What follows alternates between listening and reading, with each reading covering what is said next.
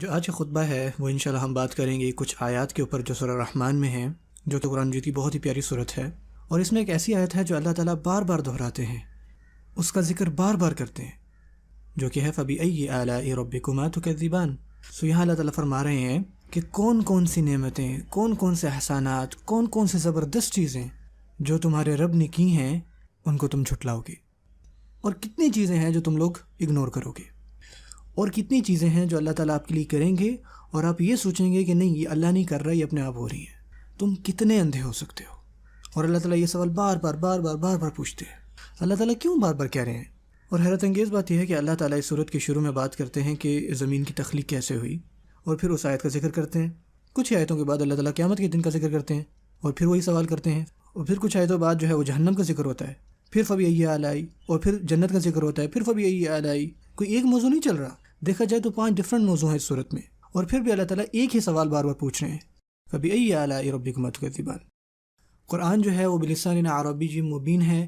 اللہ تعالیٰ یہ بھی فرماتے ہیں کہ اللہ بلسان قومی، جو اللہ تعالیٰ نے رسول بھیجے وہ ان کی زبان میں بھیجے۔ اور بار بار ایسا کیوں ہوا؟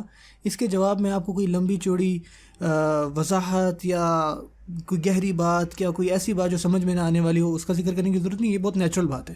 جب کوئی غصے ہوتا ہے، لیٹس سے استاد جو اپنے شاگردوں پر چلا رہا ہے کیونکہ اکثر جو ہے وہ فیل ہو گئی ہے ٹیسٹ میں، وہ کہتا ہے کہ کیا ہم نے پڑھا نہیں تھا پہلے؟ کیا ہم نے 10 دفعہ اس کو میں نے آپ کو اچھی طرح نہیں سمجھایا؟ کیا میں نے تمہیں پڑھایا نہیں تھا ٹھیک سے؟ کیا میں نے اپنا کام ٹھیک سے نہیں کیا؟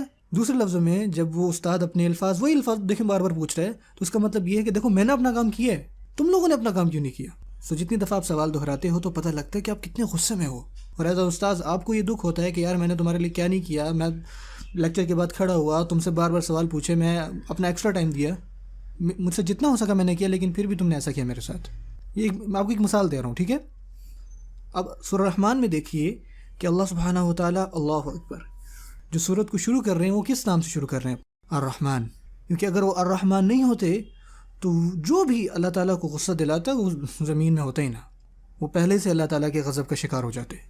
اس سورت کا جو مقصد ہے وہ یہ ہے کہ آپ اور ہم نے ایز انسانیت نے اللہ تعالیٰ کو جو ہے غضب دلایا ہے، اور جو وجہ یہ ہے کہ اللہ تعالیٰ ان کو کیوں نہیں سزا دے رہا جو انہوں نے کیا ہے، کیونکہ وہ الرحمن ہے۔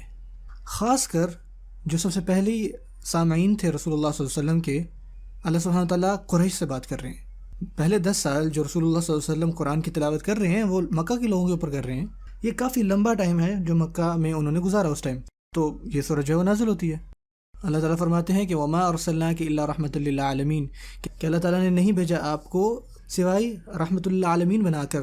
اور ایک اور جو احسان اللہ تعالیٰ نے ان پر کیا، هُوَ الَّذِي بَعَثَ فِي الْأُمِّيِّينَ رَسُولًا، اللہ تعالیٰ نے امیین کے درمیان جو ہے رسول کو بھیجا۔ وہ لوگ جن کی کوئی تہذیب نہیں تھی، جن کی کوئی بڑی بڑی بلڈنگز نہیں تھی اس ٹائم، ان کی کوئی طاقت والی کوئی فوج نہیں تھی، وہ دنیا میں کہیں پہ بھی نہیں تھے، اور اللہ تعالیٰ نے اپنے سب سے عظیم رسول کو وہاں بھیجا۔ سبحان اللہ۔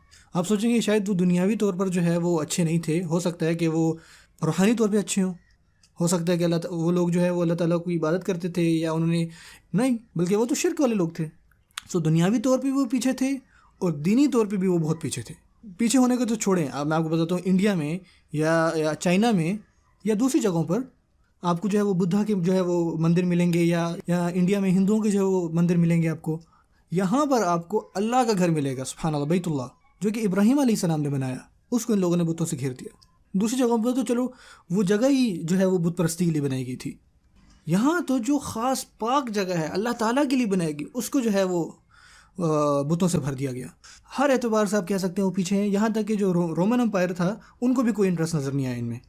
انہوں نے کہا جی ہم نے تم پر حملہ نہیں کرنا۔ جو پرجینس تھا انہوں نے بھی کہا کہ ہم نے کیا کرنا تم سے لڑ کے۔ ان لوگوں کو تمام قوموں نے چھوڑا ہے۔